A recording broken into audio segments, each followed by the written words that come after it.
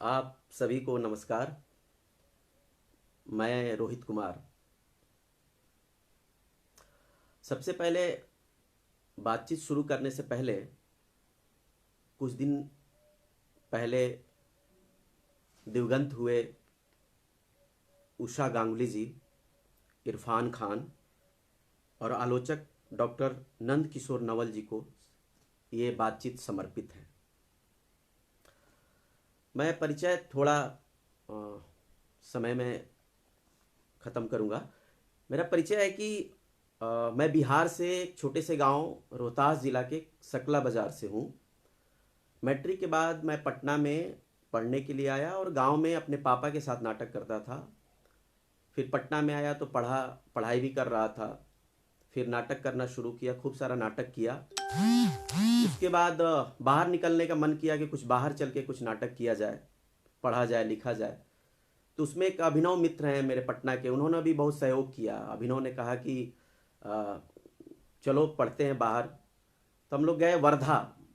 वर्धा में गए।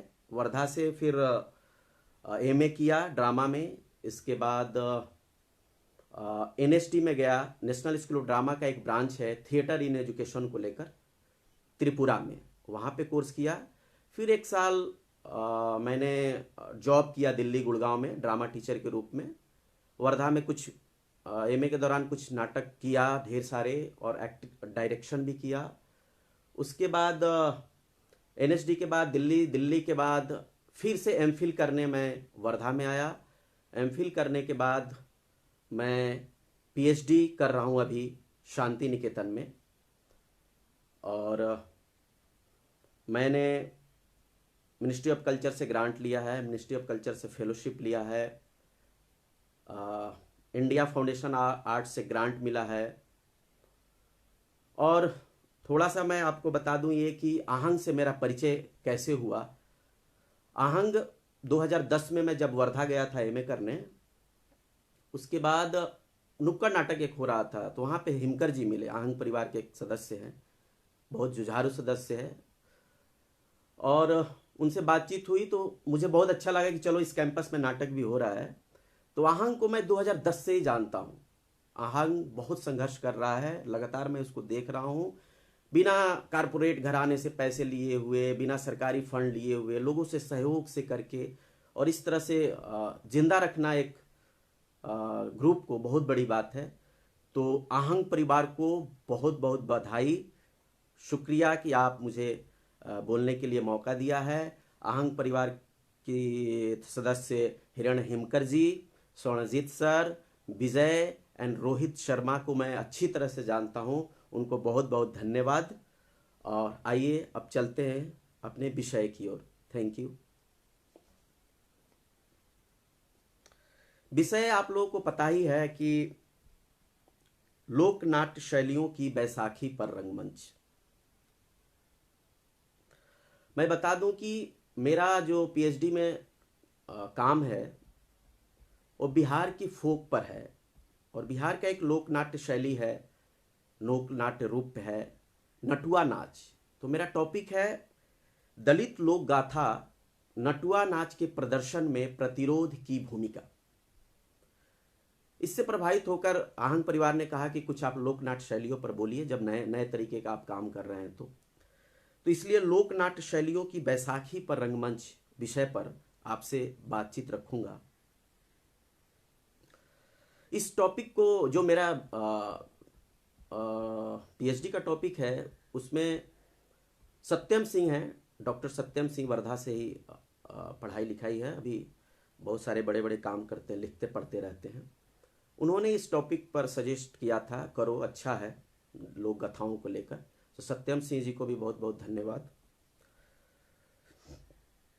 ये दलित ये सॉरी लोक नाट्य शैलियों की जो बात है और बैसाखी क्यों जुड़ा, इस पर हम लोग बहस भी कर रहे, बातचीत भी कर रहे थे। एक्चुअली हो क्या रहा है कि शहर के जितने भी रंगमंच, शहर में जितने भी बड़े बड़े रंगमंच होते हैं, लोक नाट्य शैलियों का कहने का मतलब कि लोक नाट्य शैली जब आप कह रहे हैं तो लोक नाटक हो गया आपका, लोक नाटक के कलाकार हो गए, करने वाले, उसके कर्ता धर्ता। ये सारे किस वर्ग के आते हैं? लोक नाट्य शैलियों को कौन लोक नाट्य शैलियों को बढ़ाता है, लोक नाटकों को जीवित रखता है, लोक कलाओं को जीवित रखता है? वैसे लोग जो करते हैं, जो सदियों से करते आ रहे हैं, और शहरों में जो रंगमंच हो रहा है उसके एलिमेंट्स को ले लेते हैं और क्रेडिट भी ठीक से नहीं देते। मैं एक बड़ी बात कहने जा रहा हूं, छोटी मुंह बड़ी बात जैसी लगेगी, कि अभी जो कोरोना महाकाल में जो मजदूरों की स्थिति है, जो स्थिति आप लोग सब लोग देख रहे हैं, मैं लोकनाट्य के कर्ता धर्ता जो है उनसे मैं जोड़ कर देख रहा हूं। उन लोगों के साथ भी यही स्थिति है। जो हमारे भारतीय रंगमंच को बड़ा किया, वो आज कहां है? उनको किस तरह का फायदा मिलता है? नुकसान ही है। वो लिटरेट नहीं होते, उनको बरगलाया जाता है, उनका यूज किया जाता है, शैलियों को लेकर करते हैं, बातचीत करते हैं, उनके साथ जाएंगे, बातचीत करेंगे, उनसे सीखेंगे, क्रेडिट ठीक से देंगे नहीं। तो शहरी रंगमंच एक अजीब सा हो गया, चकाचौंध में थोड़ा सा भी एलिमेंट्स कुछ भी लेंगे और कर देंगे। नाटक का थोड़ा सा कथा ले लिए, कर दिए। किसी का फॉर्म यूज करते हैं, अगर कोई व्यक्ति दर्शक जो उस फॉर्म को नहीं जानता है वगैरह वगैरह, अगर डायरेक्टर से बात करता है कि वहां पे जो सीन था आपका ना बहुत मजेदार सीन था, तो बोला हाँ हाँ वो अच्छा हो गया था, बहुत अच्छा किया था, लेकिन ये नहीं बताएगा कि ये हमारे शहर का है या दूसरे स्टेट का है, फलाने व्यक्ति आके सिखाए थे। कभी कभी क्या होता है कि बड़े बड़े डायरेक्टर गांव के शैलियों को किसी व्यक्ति को बुलाते हैं, उसके कर्ता धर्ता को, और अपने ग्रुप में उसका उपयोग करते हैं और ठीक से उसका क्रेडिट भी नहीं देते। कहते सब तो मैंने किया, इस ये तो बस ऐसे ही बस आया था और ये सिखाया वो सिखाया करके वो क्रेडिट पूर्ण रूप से नहीं मिलता है। आर्थिक रूप से भी वो बहुत परेशान होते हैं। जो लोक नाट्य शैलियों को, लोक नाटकों को करने वाले हैं, बहुत परेशान होते हैं। उनको ठीक से मतलब क्या, मैं अभी बताया कि कोरोना में जो स्थिति मजदूरों की है, वो लोक नाटक के कर्ता धर्ता, लोक नाट्य शैलियों को पैदा, लोक नाटक लिखने वाले, लोक नाटक के करने वाले कलाकार गांवों के वैसे ही हैं जैसे आज मजदूर पैदल चल रहे हैं, भूखे मर रहे हैं। हमारे भी लोक शैलियों के उजागर करने वाले लोग भूखे मर रहे हैं। लेकिन शहर के रंगकर्म को देखिए। एक आपको कोटेशन है कल्चरल, हाँ मैं जो मजदूरों को लेकर बात कर रहा था उसमें मैं एक शब्द देना चाहूंगा, कल्चरल लेबर। ये कल्चरल लेबर की बात है। जो भी लोक नाट्य शैलियों के अंतर्गत काम हो रहे हैं, काम किया जाता है, वो कल्चरल लेबर है। और इस कल्चरल इंडस्ट्री में, कल्चरल इंडस्ट्री के परिप्रेक्ष्य में एक थियोडोर एडोर्नो है, वो लिखते हैं कि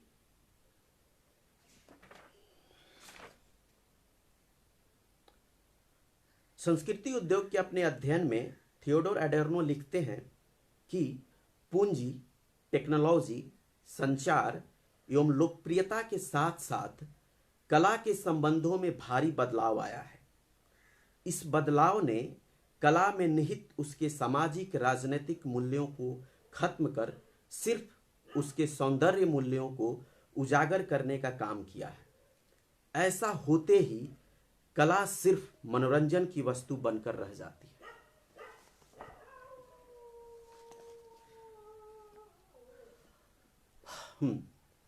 आगे बढ़ते हैं कि एनएसडी में जब भारंगम होता है तो अभी कुछ सालों से फोक हार्ट, शायद उसको बोलते हैं, मैं भूल रहा हूँ अभी, फोक हार्ट जो कैंपस में उसके होता है, उसमें फोक डांस कराते हैं, फोक म्यूजिक होता है, फोक ड्रामा भी होता है छोटे रूप में। मैं कह रहा हूं कि जो फोक ड्रामा हो रहे हैं, जब आप उसको बुला रहे हैं बाहर से, तो थोड़े में क्यों करा रहे हैं? उसको और टाइम दीजिए ना। तो फिर कहने लगते हैं कि इतना टाइम किसके पास है देखने के लिए। अरे भाई, दर्शक को बनाइए, मैं ये नहीं कह रहा हूं कि पूरा आप उसको 10 घंटा करिए। उस 10 घंटा को आप 50-50 हो कि आप भी कुछ मदद कीजिए, वो भी कुछ आपको मदद करेगा। 50-50 करके शहर में, बड़े शहरों में आप जब भरंगम कर रहे हैं तो लोक नाट्य शैलियों को, लोक नाट्य विधाओं को आप कम से कम 2 घंटा उसे दिखाइए, दर्शक बनाइए, दर्शक को पैदा कीजिए। नहीं करेंगे तो कैसे होगा? मरते जा रहे, अपने कल्चर को छोड़ेंगे तो स्थिति खत्म होगी और खत्म होना होगा।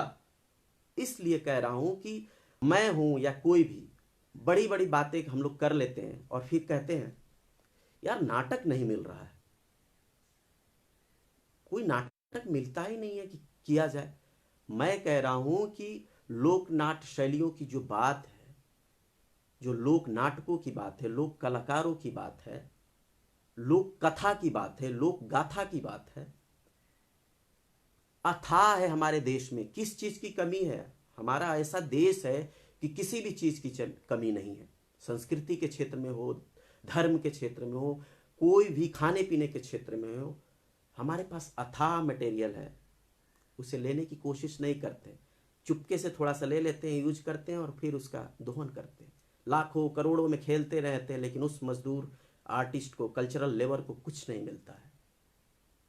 एक स्टेट को आप रिकॉग्नाइज नहीं कर पाते हैं ठीक से।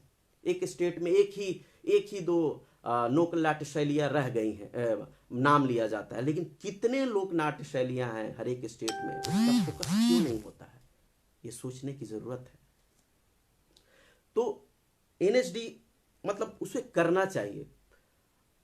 इस तरह के फोक लोक नाट्य शैलियों को ज्यादा से ज्यादा करना चाहिए। एलिमेंट्स की मैं डायरेक्ट नेचुरल चीज की बात कर रहा हूँ। एलिमेंट्स के लेकर तो बहुत बातचीत होती है, बहुत नाटक होते हैं, लेकिन मैं ओरिजिनल लोक नाट्य शैलियों की बात करता हूँ। जब उसको आप लाएंगे तब कुछ मजा आएगा। लोक नाट्य शैली की बात जब कर रहे हैं तो इसमें मुझे लगता है, या लिखा भी है किताबों में बहुत जगह, कि 3 तरह से देख सकते हैं उसे: नृत्य प्रधान, संगीत प्रधान, स्वांग प्रधान। अगर नृत्य प्रधान में आते हैं तो मान लीजिए कि असम का अंकिया है, बिहार का कीर्तनिया है। नृत्य और संगीत प्रधान कभी साथ में चलते हैं, कभी नृत्य संगीत और स्वांग साथ में चलते हैं। एक मैं उसको डिवाइड करके थोड़ा बता रहा हूँ। संगीत प्रधान में आएंगे तो महाराष्ट्र का तमाशा हो गया, नटुआ नाच हो गया, विदेशिया हो गया, गोड़ऊ नाच हो गया। स्वांग प्रधान में आएंगे तो गुजरात का भवई हो गया, जट जटिन हो गया। इस सब सारी चीज़ों को इस तरह से हम बात कर सकते हैं। ज़्यादातर लोक नाट्य शैली क्या सुनने को मिलता है कि उत्तर प्रदेश का नौटंकी, मध्य प्रदेश का माच, राजस्थान का ख्याल, बंगाल का जतरा, गुजरात का भवई, महाराष्ट्र का तमाशा, आंध्र का वीथी नाटकम, बिहार का विदेशिया। इन सब शैलियों का उपयोग बड़े बड़े लेखक निर्देशक करते रहे हैं। मैं ऐसा नहीं कहना ऐसा नहीं कह रहा हूँ, कहूँगा कि लोक के नाट्य के जो कलाकार हैं गाँव में ज़्यादातर लोग करते हैं, उसका सब लोग शोषण करते हैं, दोहन करते हैं, यूज करते हैं। बहुत सारे ऐसे लोग हैं जो उसका सपोर्ट भी करते हैं, उसके नाटक को लेकर काम भी करते हैं। बहुत सारे ऐसे लोग हैं जो लगातार लगे हुए हैं। जैसे लोक नाट्य शैलियों की बात करें, लोक नाटक की बात करें तो हबीब तनवीर का चरणदास चोर में दिखता है, मुद्रा राक्षस का आलापसर में दिखता है, सर्वेश्वर दास सक्सेना का बकरी में दिखता है, ऋषिकेश सुलभ का मिट्टी की गाड़ी है उसमें दिखता है। और डायरेक्टर की जो बात करें, जो बहुत सारे डायरेक्टर हैं, कुछ नाम ले लेता हूँ। संजय उपाध्याय हैं, M.K. रैना हैं, अजय कुमार एक्टर डायरेक्टर दोनों हैं, हेमा सिंह हैं एनएचडी की, बंसी कौल हैं, उषा गांगुली भी करती थी, नीरज कुंदेर हैं, प्रकाश झा हैं, दीपक सिन्हा हैं। दीपक सिन्हा बेगूसराय के एक रंगकर्मी हैं। वो अभी नटुआ नाच के विधा को कुछ लेकर उन्होंने काम किया। बहुरा गोढ़ी नटुआ दयाल सी लोक गाथा है, उसको लेके उन्होंने एलिमेंट्स को लेके अपने बड़े फलक पर मेन स्ट्रीम में लाने की कोशिश किया है। बहुत सारे लोग हैं जो करते हैं और बिना सरकारी पैसे के। जैनेन्द्र दोस्त अभी बिहार के एक हैं जो हमारे मित्र हैं, करीबी मित्र भी हैं, बहुत लोग जानते भी हैं। वो लगातार लगे हुए हैं कि उन लोगों के साथ काम करें। देखिए कहाँ तक यूज होता है, कहाँ तक कर पाते हैं। बहुत सारी दिक्कतें भी हैं, सिस्टम की अपनी दिक्कत है, लोगों की अपनी दिक्कत है, इस वैश्वीकरण के युग में बहुत सारे प्रॉब्लम भी आते हैं, इसको सोचना होगा, हमको वापस आना पड़ेगा। मैं अब लाऊंगा कि कैसे वापस आना है हम लोगों को, लोक नाट्य की तरफ आना है। हम लोग बहुत जल्दी चले गए हैं पारसी थिएटर को छोड़ के और अपने लोक नाट्य शैली और लोक नाटकों को छोड़ के जल्दी आधुनिक की तरफ बढ़ गए हैं। मैं अंत में बताऊंगा कि कैसे आना पड़ेगा आपको। जैनेंद्र दोस्त की बात अभी मैंने की और लगातार लगे हुए हैं, और भिखारी ठाकुर के साथ, उनके साथ काम करने वाले लोगों के साथ लगातार काम कर रहे हैं। स्कूल की मांग चल रही है हमारे बिहार में, स्कूल होना चाहिए। नाच एक शैली है हमारे यहाँ, अभी आगे पढ़ूंगा उस पर। तो उस स्कूल पर बात होनी चाहिए कि नाच, एनएसडी में क्या होता है, बहुत सारे स्टेटों को लेकर, एनएसडी जो 3 साल का कोर्स कराते हैं उसमें बहुत सारे स्टेटों का नाच, डांस और बहुत सारे चीज़ों पर काम बच्चों को सिखाया जाता है। लेकिन बिहार की इतना बड़ा एक शैली है, इतनी बड़ी चीज़ है नाच, नाच विधा, जो लौंडा नाच के रूप में भी है, नटुआ नाच के रूप में, उसमें आगे बात करेंगे कैसे अलग है। और इस पर आज तक एनएसडी अभी नटुआ नाच को लेकर एक परफॉर्मेंस कराया है 1 घंटा का, अच्छा रहा, स्पेस दिया है। लेकिन संगीत नाटक अकादमी को मैं बताना चाहूँगा कि उन्होंने बहुत अच्छा काम किया, बहुत लगातार नटुआ नाच को लेकर, नटुआ नाच एक विधा बिहार का, उस पर लगातार कुछ ना कुछ वो करते रहे हैं। दिल्ली में जो संगीत नाटक, सेंट्रल की बात कर रहा हूँ, लेकिन एनएसडी नहीं किया। विदेशिया को एलिमेंट्स और विदेशिया को लेकर उसके बाद कुछ नहीं किया। लेकिन अभी इसी वारंगम में जो समाप्त हुआ उसमें नटुआ नाच को लेकर बहुत उन्होंने काम किया। एक प्ले तैयार करवाया, राजा सलहेश, अच्छा हुआ, 1 घंटा 10 मिनट का था। स्पेस दे शुरू करना चाहिए। लेकिन मैं बात कर रहा हूँ उस 1 घंटे की नहीं, 2 घंटे 3 घंटे की बात कर रहा हूँ। जो 1 घंटे में बहुत चीज़ वो नहीं दे पाता है, उसको कुछ समय देना पड़ेगा, आपको उसके साथ रहना पड़ेगा। लेकिन मैं बार बार कहूँगा कि मैं पूर्णतः कैसे आपको वापस फिर से जाना पड़ेगा, इस पर आगे बात करूँगा। इसी पर प्रसिद्ध लोक नाटककार श्री देवीलाल सांभर के अनुसार भारतीय रंगमंच की एक रूपता उनकी शैलीगत विशेषताओं को लेकर है। कश्मीर से कन्याकुमारी, गुजरात से असम तक का रंगमंच, उसमें विशिष्ट प्रकार के कथा प्रसंग और चरित्र विशेष का उपयोग होता है। थोड़ा सा चेंज करते हैं। 12वीं शताब्दी के बाद, 12वीं शताब्दी के आसपास संस्कृत रंगमंच, संस्कृत नाटकों का, परफॉर्मेंस का बोलबाला धीरे धीरे समाप्त होता गया। 12वीं 13वीं तक पूर्णतः खत्म हो गया। यहाँ पर ओम प्रकाश भारती जी लिखते पढ़ते बोलते रहते हैं कि जब संस्कृत नाटकों का बोलबाला खत्म हुआ, संस्कृत रंगमंच खत्म हो रहा था, तो हमारा रंगमंच लोकोन्मुखी हो रहा था, मतलब लोक की तरफ ज़्यादा जा रहा था। यहीं पे अगर होगा कि भक्ति आंदोलन का उदय होता है 13वीं-14वीं शताब्दी में। जो जितने भी दबे कुचले लोग थे, आर्ट थे, लोग थे, कलाएं थी, वो भक्ति आंदोलन में उभर के सामने आया। ऐसा नहीं है कि लोक नाटक शैलियाँ, लोक नाटक, लोक कथा, लोक गाथा 12वीं से पहले नहीं होते थे, लेकिन दिखते नहीं थे। एक आंदोलन, भक्ति आंदोलन 12वीं शताब्दी के बाद चीज़ें बदलने लगी, तो लोक की उत्पत्ति, लोक ज़्यादा दिखने लगा। लोक नाटक, लोक शैली, लोक कथा, लोक गाथा, इन सारी चीज़ों को तो लिखते हैं कि हमारा भारतीय रंगमंच पतनोन्मुखी नहीं हुआ, बल्कि लोकोन्मुख हुआ। अब 12वीं 13वीं के बाद बहुत सारे लोक नाटक शैली और लोक नाटक होते रहे। 20वीं शताब्दी में 20वीं शताब्दी तक आते आते धीरे धीरे पारंपरिक लोक नाटक और को हम लोग करते रहे। आधुनिक लोक नाटक की तरफ बढ़ना शुरू हो गया 20वीं शताब्दी में। आधुनिक नाटक की तरफ जब बढ़ते हैं, तो हम आधुनिक नाटक के बढ़ने से पहले मैं कुछ जिक्र करूंगा कौन से नाटक ज़्यादा होते थे, किस पर चर्चा होती थी। उसी समय बिहार के ज्योतिरीश्वर ठाकुर ने वर्ण रत्नाकर एक ग्रंथ है जो पूर्ण रूप से लोक नाटकों की ग्रामर है, एक तरह से लोक शैली का, लोकगीत का, लोक संगीत का एक पूरा एक ग्रामर है पूरे। उसमें सबसे जो नाटक होते हैं परिजात हरण, रुक्मिहड़ी, गोरक्ष विजय विद्यापति का, परिजात हरण उमापति का, ज्योतिषवर ठाकुर का ध्रुत समागम भी होता रहा, जयदेव का गीत गोविंद का भी होता रहा। उधर असम में शंकर देव, बंगाल में चैतन्य देव, ये सब लोग लगातार रंगमंच को, अपने लोक नाट्य शैलियों को, लोक नाटक पर, लोक गीतों पे लगातार ये लोग काम करते रहे। असम, बंगाल, बिहार में ये सब इस तरह के नाटक खेलते जा रहे थे। मैं साउथ की तरफ ज़्यादा नहीं जाऊंगा, उत्तर भारत और उत्तर पूर्व के बीच ही मैं आप लोगों से बातचीत कर पाऊंगा, इसलिए आगे और फिर बढ़ते हैं। आज़ादी के बाद जो मैं बताया कि आज़ादी के बाद आधुनिक रंगमंच की तरफ हम लोग बहुत तेजी से बढ़े, जबकि हमारा पारसी और लोक नाटक इन सब से बहुत रिच था। आज भी हम लोग अगर इसको प्रयोग करते हैं तो बहुत फायदे होगा।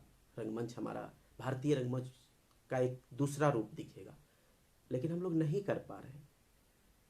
इसको सोचना होगा, कहाँ प्रॉब्लम है, सिस्टम से प्रॉब्लम है, लोग में प्रॉब्लम है, समाज में प्रॉब्लम है, कहाँ प्रॉब्लम है।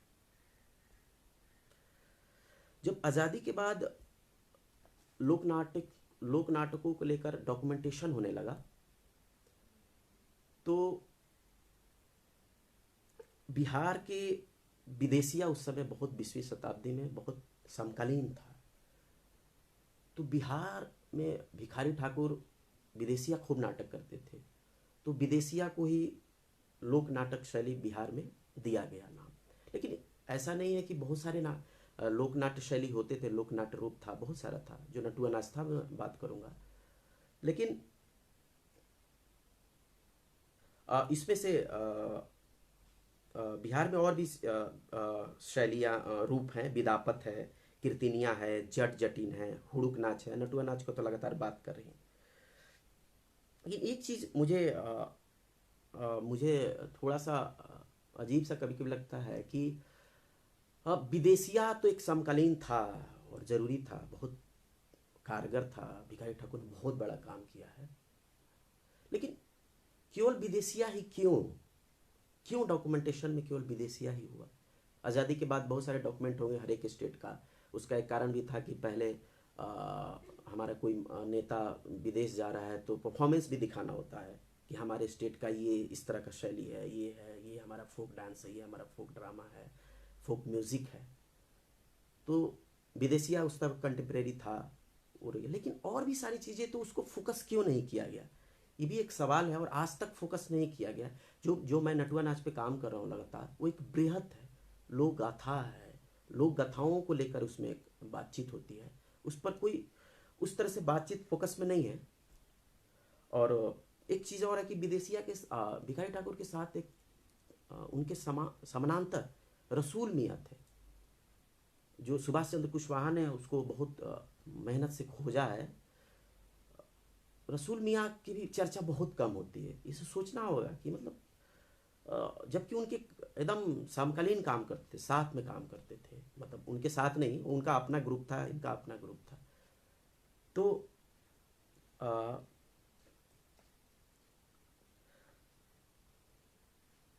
मैं अब आना चाहूँगा कि जो बार बार मैं कह रहा हूँ कि दलित लोक गाथा नटुआ नाच के प्रदर्शन में प्रतिरोध की भूमिका, जो मेरा विषय है, वो नटुआ नाच एक लोक नाट्य रूप है बिहार का, उस पर काम कर रहा हूँ। वो लाइमलाइट में नहीं है।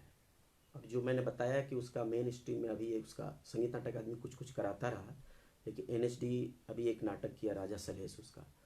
तो दलित लोक गाथा, मैं दलित लोक गाथा कह रहा हूँ तो दलित तो पहले नहीं था, जबकि ये नटुआ नाच का भी एलिमेंट्स जो हैं 13वीं 14वीं शताब्दी से मिलना शुरू हो गया था। जो ज्योतिषवर ठाकुर के जो मौल रत्नाकार ग्रंथ है उसमें जिक्र है नट से संबंधित। तो उसमें आप जब जाएंगे तो नटुआ नाच से कुछ रिलेटेड चीज़ें मिलेंगी। तो उसमें नटुआ नाच को लेकर जो रूप है उसमें दलित लोक गाथाओं को लेकर परफॉर्मेंस होता है। तो दलित लोक गाथा किसने बनाया, किसने रचा, कौन है उसको बनाने वाले? वही मजदूर, किसान, संघर्ष करने वाले। उस दलित लोक गाथाओं में अलग अलग तरीके के एलिमेंट्स हैं, अलग अलग तरीके के मतलब उस पर सवाल हैं, उसके रोजी रोटी को लेकर, मान सम्मान को लेकर, तिरस्कार को लेकर, पहचान की राजनीति को लेकर, भाषा के स्तर पर, व्यक्ति के स्तर पर, वर्ग समाज के स्तर पर। मंदिर में जाने की लड़ाई है, बेगारी प्रथा, पशु के लिए लड़ाई, नदी के लिए लड़ाई, उचित मजदूरी के लिए लड़ाई, आर्थिक और धार्मिक आज़ादी, सामाजिक भेदभाव, सांस्कृतिक भेद, शासक वर्ग की कोशिश प्रतिरोध की संस्कृति को खत्म करना जो, और मेहनत कश शासक वर्ग से उबरने की कोशिश करता रहता है। ये दलित लोक गाथाएं जो भी हैं बिहार में, ये सब सारी चीजें दिखती हैं, ये सब है। मैं 3-4 दलित लोक गाथाओं पर काम कर रहा हूँ। उसमें अभी प्रमुख से रेशमा चूहड़मल है, राजा सलहेश है, दीना भद्री है। रेशमा चूहड़मल में कहानी है कि एक अपर कास्ट की, उच्च वर्ग की एक लड़की रहती है जो दलित वर्ग की जो दुसाध जाति का चूहड़मल है, उससे वो प्रेम करना चाहती है, शादी भी करना चाहती है। और दलित लोक गाथाओं में एक चीज मिल रहा है कि इसमें सबसे ज्यादा स्त्री संघर्ष करते हुए मिलती है, रूढ़िवादी परंपरा को तोड़ते हुए दिखती है। और सारी ज्यादातर जो स्त्रियां हैं सब अपर कास्ट की हैं और वो सारी रूढ़िवादी परंपरा को तोड़ रही है सारी दलित लोक गाथाओं में। ये है नटुआ नाच का फॉर्म का। तो इन सारी चीजों को करना होगा कि अब नटुआ नाच, नट आपको पता ही होगा कि कौटिल्य के अर्थशास्त्र में, नाट्यशास्त्र में आता है। तो मैं बताना चाहूँगा कि उसका शुरुआत कैसे होता है। जाहिर सी बात है, लोकनाट्य जब होता है तो सबसे पहले लहरा हमारे यहाँ बोलते हैं, म्यूजिक चलता है, एकदम पूरे गांव में वो म्यूजिक सुनाई देता है, लोग आते हैं, लहरा गायन होता है, फिर नृत्य होता है, मंगल गीत होता है, गुरु वंदना होता है, शौर्य गीत होती है। अब प्रॉब्लम ये है कि इतनी चीजें हैं इस लोक गाथाओं में, जो नटुआ नाच के मंच पर परफॉर्मेंस होता है वो सीधे सत्ता को चैलेंज करती है, सिस्टम को चैलेंज करता है। मैं थोड़ा सा कहूंगा कि मतलब इसको क्यों नहीं फोकस में आया और क्यों नहीं आ रहा है। मुझे तो लगता है कि ये सीधे वार करता है। मैं कह रहा हूँ भिखारी ठाकुर का नाटक तो एक कंटेम्प्रेरी था, उनको आना था, वो एक सामाजिक मुद्दों को लेकर जिस तरीके से भिखारी ठाकुर ने काम किया है, मतलब। और ये तो नटुआ नाच में जो दलित लोक गाथा का परफॉर्मेंस होता है वो सीधे सिस्टम को वार करता है। तो इस पर सोचने की जरूरत है। अब होता ये है कि रेशमा चूहड़मल जो लोक गाथा है, रेशमा जब कहती है कि मैं तुमसे प्रेम करना चाहती हूँ, मैं तुमसे शादी करना चाहती हूँ, कहता है चूहड़मल कि नहीं, ऐसा नहीं हो सकता, मैं छोटे जाति हूँ, तुम बड़े जाति की हो, ऐसा नहीं हो पाएगा, हमें मार देंगे और तुम्हें भी मार देंगे, ऐसा कभी मत करना। वो लगातार प्रयास कर रही है लेकिन ऐसा नहीं हो रहा है।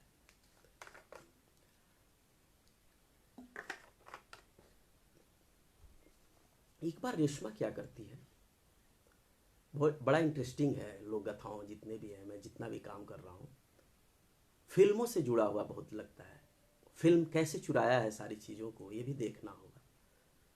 हमारे लोक संगीत कहाँ से आया, लोकगीत से ही तो आया। 1940 तक के आसपास चला है फिल्मों में शास्त्रीय संगीत, लोक संगीत।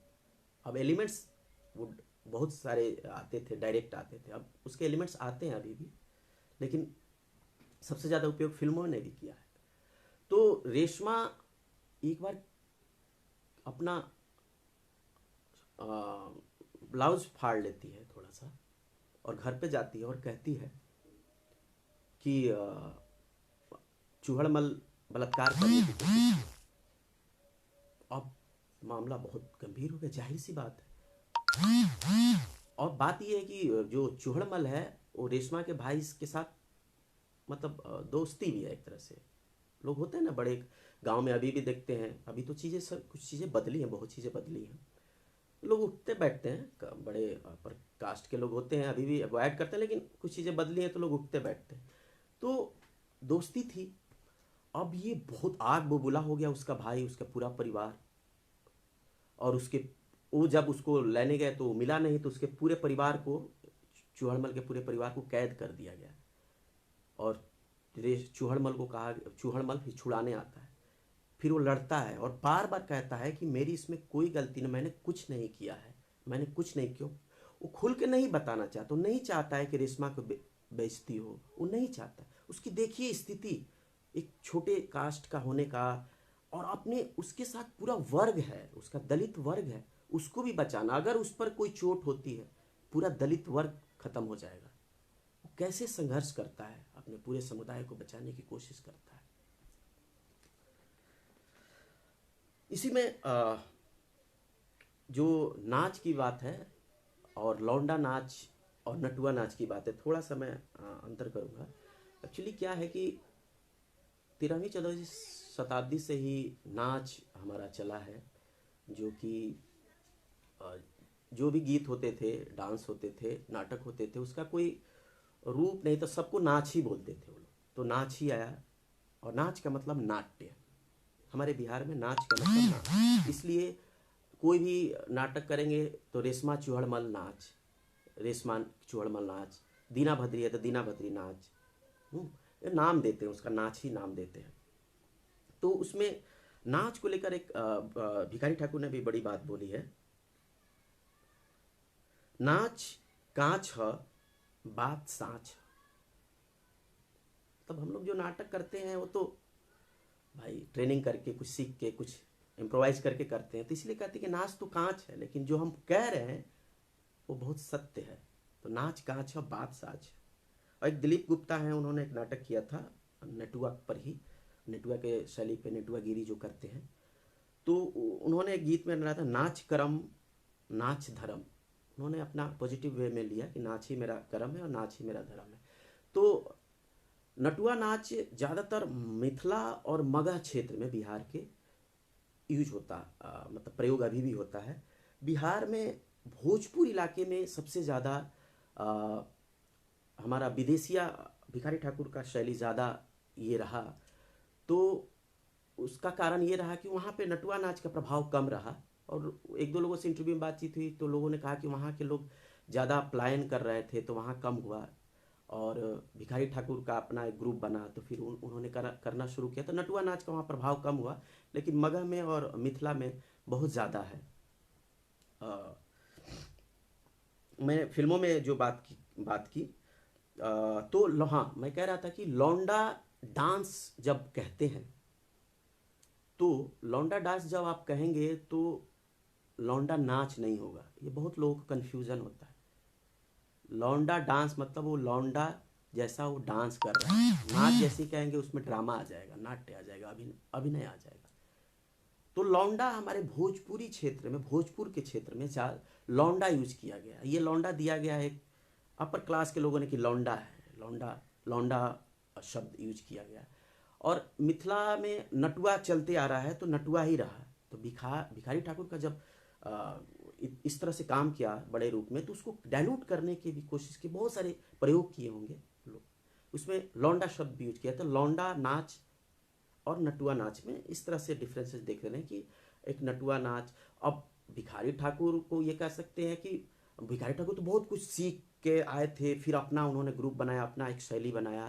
तो ये भी एक नटुआ नाच, वहाँ से भी कुछ, उनका एक नाटक भी है सकल भाण नटुआ, ऐसा कुछ करके, सॉरी अभी याद नहीं आ रहा है बातचीत के दौरान, सकल भाण नटुआ ऐसा कुछ करके है। तो नटुआ कहाँ से आया, मतलब वो लगातार उस समय भी चल रहा था।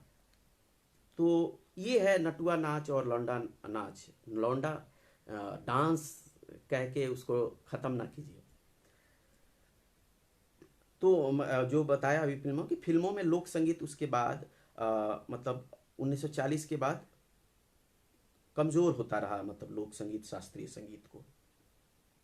1954 में अंधा युग धर्मवीर भारती लेकर आते हैं।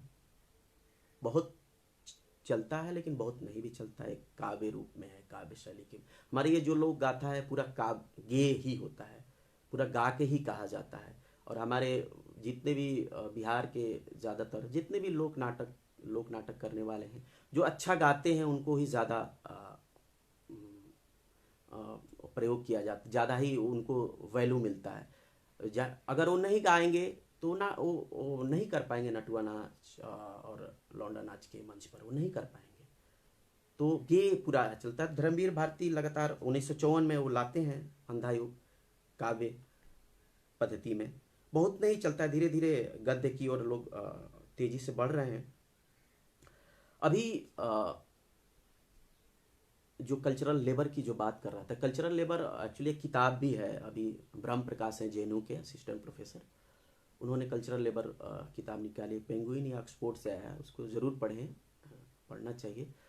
तो कल्चरल लेबर की जो बात है अभी लोकनाट्य शैलियों के अंतर्गत लोक नाटक लोक कलाकार, उसमें अभी कोरोना महामारी में बिहार सरकार कहती है कि आप कुछ गा के, कुछ डांस करके, कुछ एक्टिंग करके हमको भेजिए वीडियो। अब बताइए कहाँ, मतलब आसान उतना नहीं है ना कि कोई करेंगे, उसको कितना करके भेजना है, कितना क्या भेजना है, उसको कुछ इस तरह से नहीं है। थोड़ा सा युग बदला है कि लोग कोई भी कर ले रहा है, लेकिन बहुत सारे आर्टिस्ट हैं, बुजुर्ग, उनको नहीं आता है, उसी पे जीते हैं, अपने नाच करके ही जीते हैं। कैसे करेंगे, किसको बुलाएंगे? इस कोरोना महामारी में तो आप दूर भी नहीं जा सकते, जाने भी नहीं देंगे आप, और कहेंगे कि आप भेजिए तब मैं आपको कुछ पैसा भेजूंगा। तो ये स्थिति है, इस तरह से लोक नाटकों का, लोक कलाकारों की स्थिति है। शहरी रंगमंच में जो लोक नाट्य शैलियों की जो बात है, उसमें कास्ट की हायरार्की भी बहुत होती है, बहुत है, मैं तो देखा हूँ और लगातार दिखता है मुझे।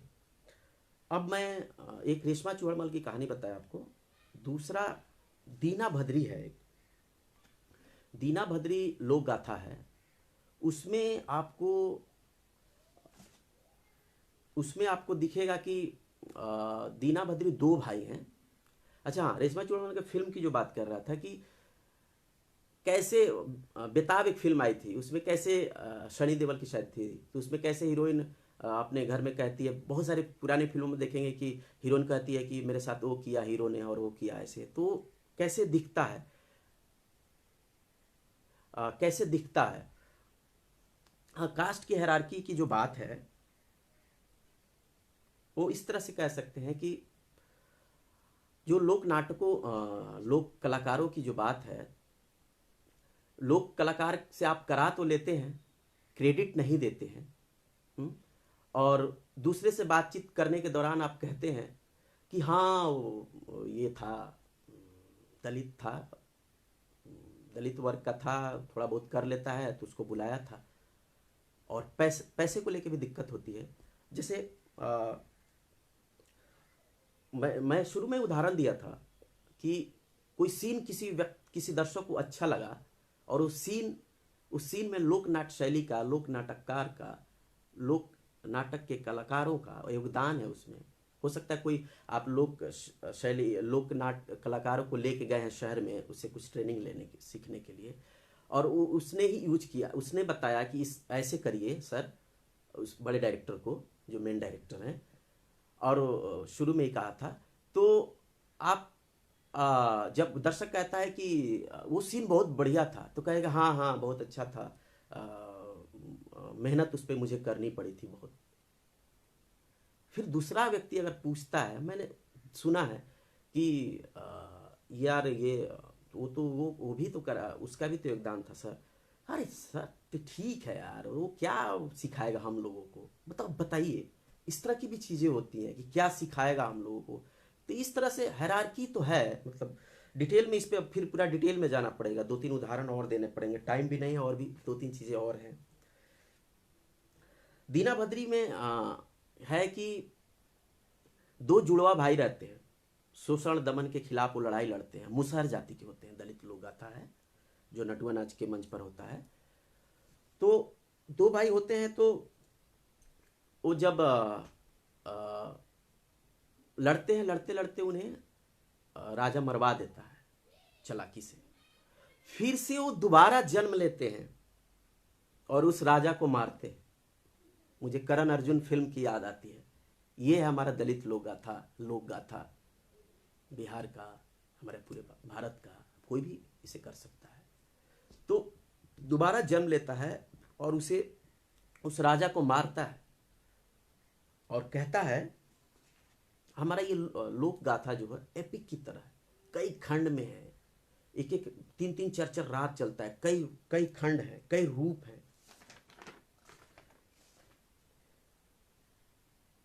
ये लोक गाथा जो है पौराणिक लोक गाथा, वीर लोक गाथा, प्रेम गाथाएं।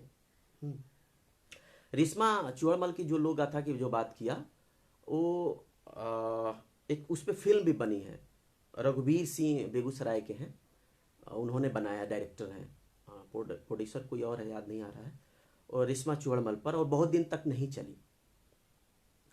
और फिर से मैं रिश्मा चुअड़मल पे ही आऊँगा कि रिश्मा चुअड़मल की जो कहानी है बहुत खतरनाक है। बद्री नारायण की किताब है डॉक्यूमेंटिंग डिसेंट, दो सत्यम भैया ने सजेस्ट किया था शुरू में जब टॉपिक मैं अपना फाइनल कर रहा था। तो उसमें 1978 में एक ग्रुप जाता है औरंगाबाद जिला में, एकौनी गांव है औरंगाबाद, बिहार के औरंगाबाद जिला में। वहां पे जो रेशमा चूहड़मल का जो रोल करता है उसे अपर कास्ट के लोग गोली मार देते हैं। रियल में गोली लगती है, ये ड्रामा मैं नहीं कर रहा हूं। अपर कास्ट के लोग उस चूहड़मल का रोल करने वाले को गोली मार देते हैं, कहते हैं कि तुम जो ये दिखा रहे हो ये गलत है, हमारे जात की, हमारे ब्यादर की, हम लोगों की कास्ट के, हम लोग जैसे लोगों के समुदाय के लोग की लड़कियां ऐसे नहीं करती हैं, नहीं प्रेम करती, नहीं शादी करना चाहती, तुम गंवार जैसे लोगों के साथ, और तुम ये गलत दिखा रहे हो, उससे गोली लग जाती है। तो ये है 1978 की घटना है। ये है लोक गाथाओं का क्या क्या मतलब, क्या कह सकते हैं आप कि एक दलित लोक गाथा जो नटुआ नाच के मंच पर परफॉर्म होता है और सीधे एक आर्टिस्ट को गोली लग जाती है। इस दलित लोक गाथा को लेकर, जो नटुआ नाच को लेकर हमारे बिहार में जो रामविलास पासवान जी हैं नेता, लालू प्रसाद जी हैं, खूब उपयोग भी किया है, दोहन भी किया है, कुछ सहयोग भी किया है, लेकिन फायदे नहीं, बस राजनीति भर, जितना हो यूज करो फिर छोड़ दो। बहुत सारे लोगों ने फंड भी दिया, बहुत सारे लोगों का मूर्तियां बनाई हैं।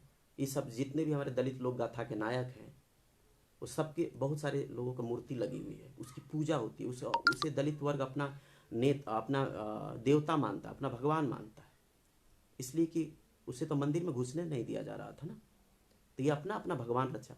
वो जब नाटक देखते हैं तो मैं अपने फील्ड वर्क में पूछा कि क्या ऐसा पाते हैं, कहते हैं कि हमको जान मिलती है, मुझे लगता है कि कोई तो आएगा जो मुझे बचाएगा, कोई तो आएगा जो मैं जो ये इस तरह का झेल रहा हूँ जीवन, कोई तो आएगा जो मुझे बचाएगा। एक भारती सर, ओम प्रकाश भारती जी से बातचीत कर रहा, उन्होंने कहा कि 122 लोक गाथा हैं पिछड़ी और दलितों को मिला के बिहार में।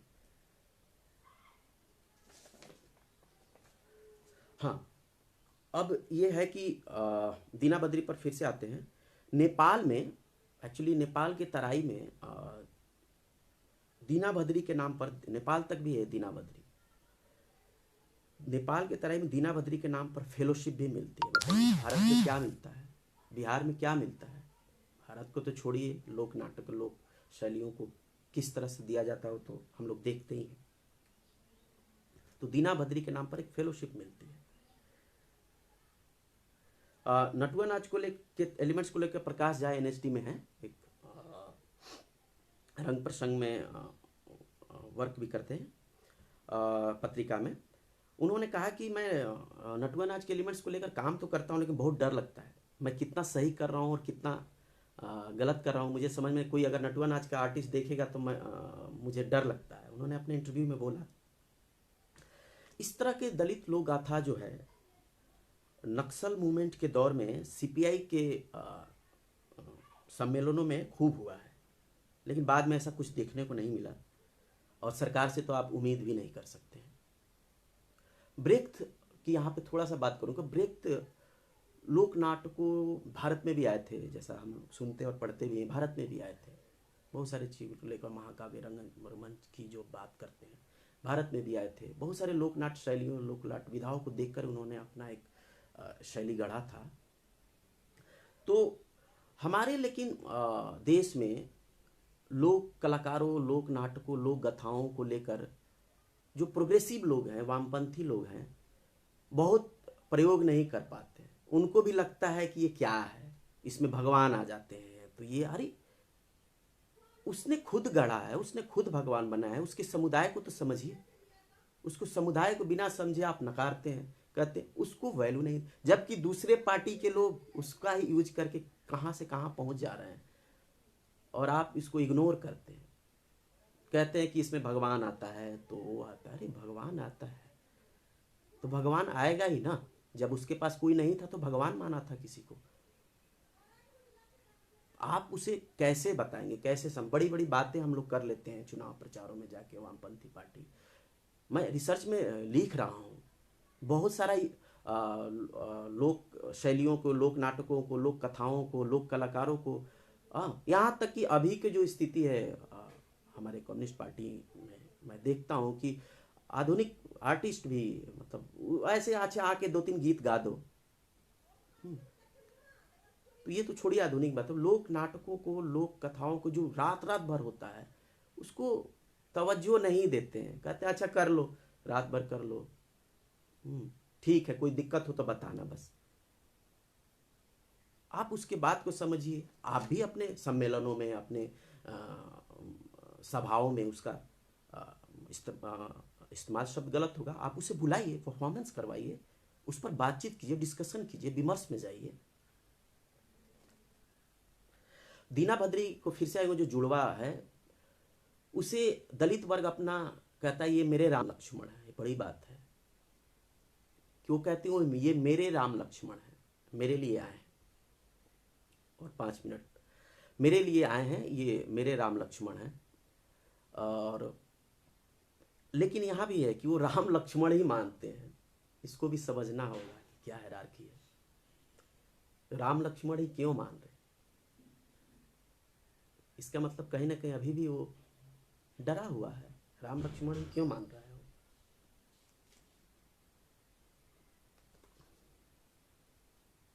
ये नटुआ नाच को लेकर बहुत राजनीति, बहुत नेता अपने आप को आगे बढ़े हैं, लेकिन इसको तवज्जो कूंद करने की, और लगातार इसे कूंद करने की कोशिश की जाती है, इसे डेवलप करने की, इसलिए कि ये डायरेक्ट सीधे वार करता है।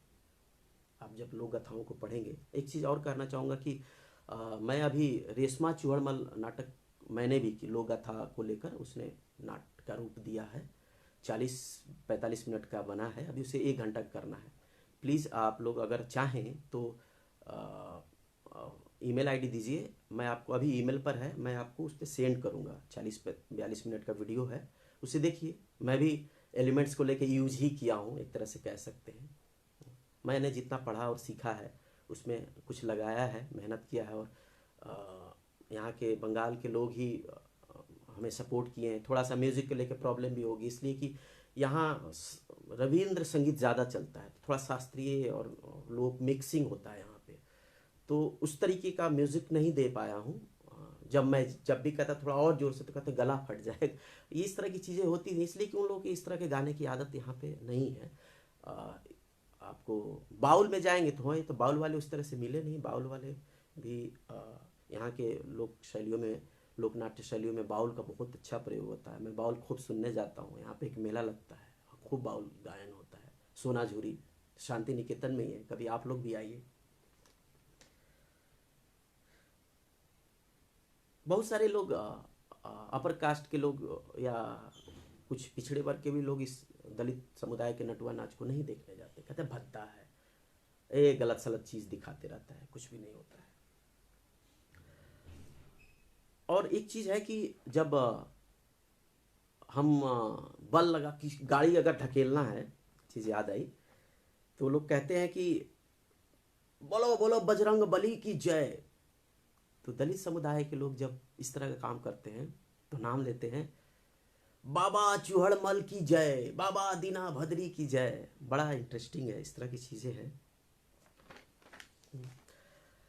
तो चूहड़मल में रेशमा कहती है कि सुरमा चूहड़मल से मैया देहू मिलाए जी, इतनो ललसवा देहू पुराए जी, मात अरु पिताजी के फेरिकर मतिया जी, देहू ब्याह रचाए जी। ये रेशमा बोलती है। राजा सलहेश की बात करूंगा, उसमें मंदिर में घुसने को लेकर लड़ाई हो रही है, मंदिर में नहीं जाने दे रहा है राजा सलहेश। सलहेश जो है दुसाध जाति का है। उसमें जब राजा को परास्त करता है तो उसमें गाता है कि जय से लड़बा ओई से लड़बई, आ बल से लड़बा बल से लड़बई, आ छल से लड़बा तो छल से लड़बई। इस तरह से कुछ कुछ मैं सोचा बता दूं हमको। दीना भद्री जब दोबारा जन्म लेके और मारता है उसको, शोषक को, तो जहिना तो आई सतैबा छेरो हमारा जतिया के, आ तहिना आई बदलवा लेवे आई। इस तरह से वो बात करता। आ मन से राज करबई कुनौली बजरिया में, इसलिए कि कुनौली बाजार में उसे मारा गया। आ मन से पूजा करबई कुनौली मंदिरिया में, इसलिए वहां पे एक मंदिर भी है। इस तरह से है कि एक चीज और बताना चाहूंगा कि ये दीना भद्री, यही दीना भद्री जो उड़ीसा में मंदिर है एक, जहाँ पे ये गए थे, अपने राष्ट्रपति जी भी गए थे, क्या नाम है उसका, अरे वेंकटेश्वर कोई मंदिर है, बड़ा मंदिर, उसका नाम नहीं याद आ रहा है अभी, क्या नाम है उसका, उड़ीसा का मंदिर का क्या नाम है, कोई बताएगा? बड़ा मंदिर जो है उड़ीसा में, नहीं याद आ रहा है। जहाँ पर राष्ट्रपति जी गए थे, तो वहाँ पे मंदिर में घुसने नहीं दिया जा रहा था उनको, दीना भद्री को। 7 दिन भूखे प्यासे वहीं पे पड़े रहे। 8वां दिन उन्होंने अपने, लोक गाथा में मिलता है कि अपने छाती से मंदिर के बेस को हिलाना शुरू किया। हाँ, या जगन्नाथ मंदिर, या थैंक यू। तो जगन्नाथ मंदिर को हिलाना शुरू किया छाती से। तब जगन्नाथ बाबा जी आए, बोले क्या हुआ, कैसे? तो कह रहे पुजारी मुझे जाने नहीं दे रहा है, ऐसे वैसे कर रहा। तब वो जीतते हैं। और वहीं पे हमारे राष्ट्रपति के पत्नी के साथ कुछ अभद्र व्यवहार भी किया गया था जो आया था। तो इस तरह की कहानी है जो इसके लिए भी लड़ाई लड़ा लोगों ने। तो मैं ये कहना चाहूँगा, 2-3 मिनट और लूँगा बस, कि कितना अथाह है लोक गाथा जो मैं जिस पे भी काम कर रहा हूँ, या लोक नाट्य शैलियों में कितना स्पेस है, लोक नाटकों में कितना जगह है, कितने सारी चीज़। हम लोग कहते हैं नाटक नहीं मिल रहा है, आपको आना पड़ेगा। आप आइए, तो आप थोड़ा सा एलिमेंट्स मत लीजिए, ज़्यादा एलिमेंट्स लीजिए, उनका क्रेडिट दीजिए, उनके साथ कंधे से कंधा मिला के काम कीजिए। हमको नहीं जाना पड़ेगा, नाटक नहीं खोजना पड़ेगा। हमारे पास बहुत सारे स्रोत हैं अब हमारे देश में, हर एक स्टेट में। मैं जो दलित लोग आता है 122 में से कम अगर हम कहें तो बहुत सारे को नाटक कर सकते हैं हम, 50 को भी कर सकते हैं। तो इस तरह की कहानी है जो अपने संघर्ष के लिए लड़ रहा है दलित समुदाय। और मैं यही कहना चाहूँगा जो मैं शुरू में कहा था कि कैसे आपको वापस आना पड़ेगा शहरी रंगमंच में। शहर में ही रह जा रहे हैं, एलिमेंट्स को केवल काम कर रहे हैं, क्रेडिट भी नहीं दे रहे हैं। हाँ, तो बहुत सारे लोग कर रहे हैं। अभी दीपक सिन्हा को बताया कि बहुरा गोड़िन पे किया, जनेंद्र दोस्त लगातार डायरेक्ट लोगों के साथ काम कर रहे हैं, लोक नाट्य कलाकारों के साथ, ग्रुप के साथ। देखिए, सफल हूँ, बहुत बड़ी बात है। मैं भी कितना अपने रिसर्च के माध्यम से हेल्प कर सकता हूँ सोसाइटी को, समाज को, समुदाय को, दलित समुदाय को, एक बड़े हाशिए को लोगों के लिए आगे बढ़ाने के लिए। मैं प्रैक्टिकल भी कर लेता हूँ, फेवरेट रिसर्च भी कर रहा हूँ। देखिए मैं कितना योगदान दे पाता हूँ, लेकिन मैं ये नहीं कह रहा हूँ कि शहरी रंगमंच नहीं होना चाहिए, सबको यहाँ आ जाना चाहिए। कंधे से कंधा मिला के काम करना चाहिए। हमारा बृहत स्पेस रंगमंच बन सकता। भारतीय रंगमंच की जो हम बात करते हैं ना, भारतीय रंगमंच कितना बड़ा हमारा लोक नाट्य है हमारे देश में, इसको सोचना पड़ेगा। और एक कविता है जो डायरेक्ट तो नहीं, ये पूरी बातचीत का इनडायरेक्ट रूप से जरूर समझेंगे, अच्छा लगेगा। इसके बाद मैं ख़त्म करता हूँ, और इसके बाद आपके कुछ सवाल होंगे, बाद में भी किया जा सकता है। अगर छोटे मोटे सवाल होंगे तो यहाँ भी बात की जा सकती है। प्रभात जी की एक कविता है, लोक गायिकाएं। उनकी कविता संग्रह जीवन के दिन से है, उसमें से एक लोक गायिकाएं एक कविता है, जो राकेश कुमार मिश्र गुजरात में पीएचडी कर रहे हैं इंग्लिश डिपार्टमेंट से। तो उन्होंने फेसबुक पर कुछ दिन पहले पढ़ा था, उसी दिन मुझे लगा कि ये तो मेरे शोध के लिए कुछ काम आ सकते हैं, तो उसी दिन मैंने नोट भी किया था और मैं उसे बताना चाहा, लेकिन मैंने बहुत अच्छी कविता लिख के छोड़ दिया। बाद में सोचा उससे बात करूँगा, राकेश जी से। तो कविता ये है, लोक गायिकाएं, कविता का नाम है। वे इसलिए नहीं गाती कि गाकर कोई उन्हें मुकाम हासिल करना है, वे सभा में नहीं गा रही होती तो चूल्हे के पास बैठकर गा रही होती हैं। उन्हें गाने से मतलब है, सुनाने से नहीं, इसलिए वे खलिहान में बैठे बैठे गाती हैं, तारों के नीचे सोते सोते भी। बरसों उन्होंने मुंह अंधेरे जाग कर घासलेट के चिमनी की रोशनी में अनाज पीसते हुए गाया है। वे लताओं में खिले फूलों के बारे में गाती हैं, वे डेरों के जमने के बारे में गाती हैं। वे उस महाभारत को गाती हैं जो महाभारत में लिखने से रह गया, वे उस रामायण को गाती हैं जो रामायण में लिखने से रह गया। वे इलाके में उठने वाली आंधियों के बारे में गाती हैं, वे आंधियों में उड़ने वाले पक्षियों के बारे में गाती हैं, वे पक्षियों के पंखों में छिपती युवतियों के बारे में गाती हैं। उनका गाना आज से नहीं, सृष्टि है तब से, ये मेरी लाइन है, उनका गाना आज से नहीं है, आज भर के लिए नहीं है। उनके विकल विरल स्वर अनंत काल के लिए है। धन्यवाद, आप सबका शुक्रिया। और एक छोटी सी बात की, इस वाईफाई मुझे मिला है, दो हमारे दोस्त हैं शिवपाल और सिद्धनाथ, उनका ही रूम है, यहीं पर आया हूँ। दोपहर में खाना भी इन लोगों ने मुझे खिलाया कि भैया आप परेशान नहीं हो, वाईफाई मिल जाएगी, कोई दिक्कत नहीं है। एमफिल कर रहे हैं हिंदी डिपार्टमेंट में, यूपी से हैं। उनका भी बहुत बहुत शुक्रिया, आप सबका शुक्रिया, इतने धैर्य के साथ सुने।